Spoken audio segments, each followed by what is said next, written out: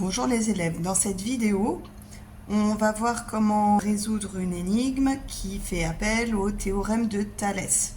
Je vous propose de réaliser un exercice basique où dès que vous avez le schéma, là vous identifiez deux triangles l'un dans l'autre et tout de suite dans votre tête, il y a une lumière qui doit s'allumer en disant « Ouh, ça ressemble à du Thalès ». Alors, pourquoi on utilise le théorème de Thalès ?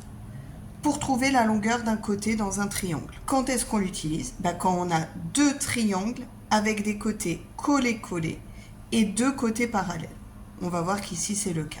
Maintenant la question est comment résoudre ce genre d'énigme, de problème. Pour cela, on va suivre le protocole comme d'habitude, pas à pas, étape après étape. Première étape, je surligne les deux triangles avec des couleurs différentes. Nous, on a l'habitude d'utiliser le rose et le vert.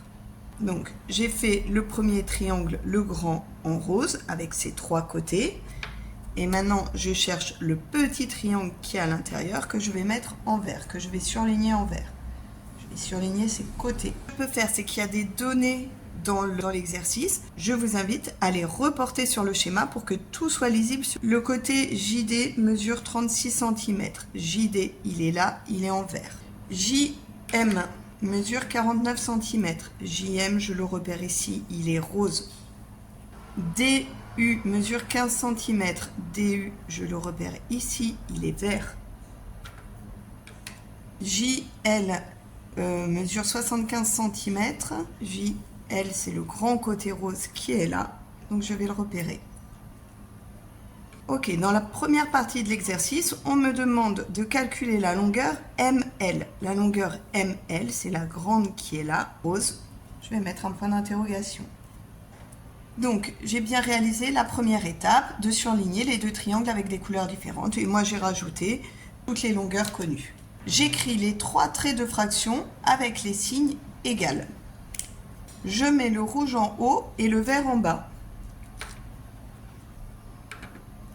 J'écris le nom des côtés des triangles avec les côtés collés-collés l'un sous l'autre. Pour cela, je vais me donner un ordre ou un sens. Je vais prendre le sens des aiguilles d'une montre et je vais commencer avec le plus grand des triangles, le rouge. Le premier côté donc, que je vais écrire, c'est le côté JL. Je l'écris dans la case rouge. Le côté collé-collé à JL qui est vert, c'est le côté JU. On voit qu'ils sont collés-collés. En classe, je peux dire aussi que c'est les côtés amoureux. Donc, JL et JU vont ensemble. J'écris donc JU en dessous de JL.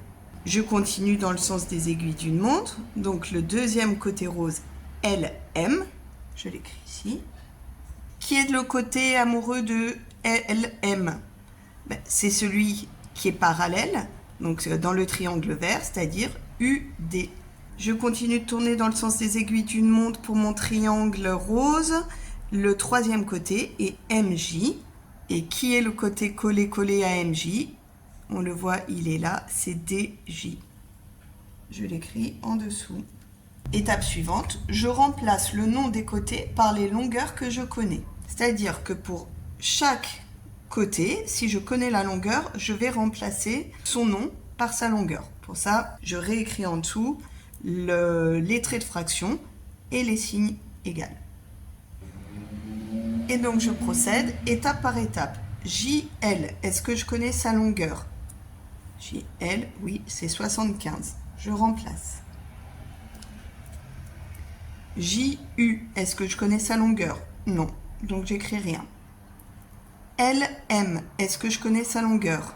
Non, et c'est celle que je cherche. Donc je mets mon point d'interrogation. En dessous, UD, je connais sa longueur, c'est 15 cm. MJ, je connais sa longueur. Et ici, DJ, je connais également sa longueur. Je choisis deux fractions et j'utilise la méthode du produit en croix. La méthode du produit en croix, on a une autre vidéo qui nous explique comment ça fonctionne, donc je ne vais pas reprendre ça.